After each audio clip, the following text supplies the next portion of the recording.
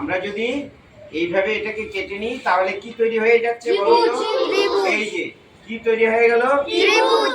একটা ছোট্ট ত্রিভুজ হয়েছে। ছোট্ট ত্রিভুজ। হ্যাঁ, আমরা আরো বড় ত্রিভুজও বানাতে পারি, মাঝারি ত্রিভুজ বানাতে পারি। হ্যাঁ, আমরা কি শুধু ত্রিভুজই বানাতে পারবো?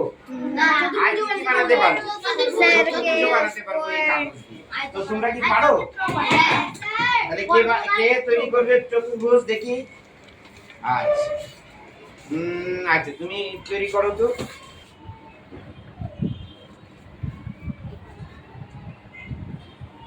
তাহলে ও কি তৈরি করলো? চতুর্ভুজ তৈরি করছে বা আয়তক্ষেত্র। হ্যাঁ, আয়তক্ষেত্র কি? এক ধরনের চতুর্ভুজ, বাক্স নয়। হ্যাঁ, এক ধরনের চতুর্ভুজ।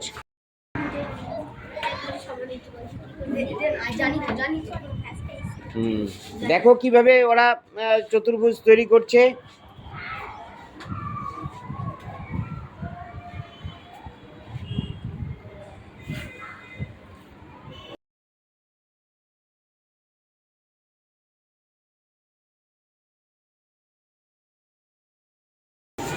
শেখাবো।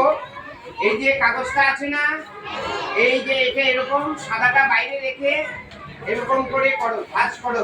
আমার সাথে ভাঁজ করেছো? হ্যাঁ, যে এরকম ভাঁজ করেছো। হ্যাঁ, তারপরে দেখো এই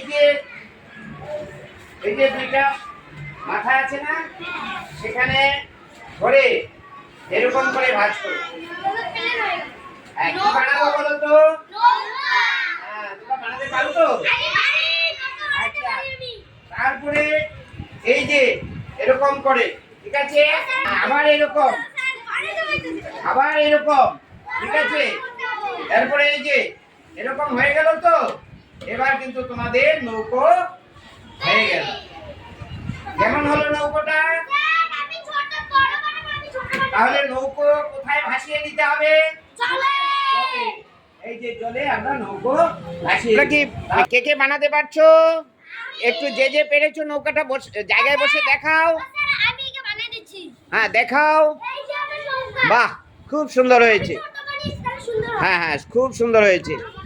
আর কে বানিয়েছো? বাহ, তোমারটাও খুব সুন্দর হয়েছে। হ্যাঁ।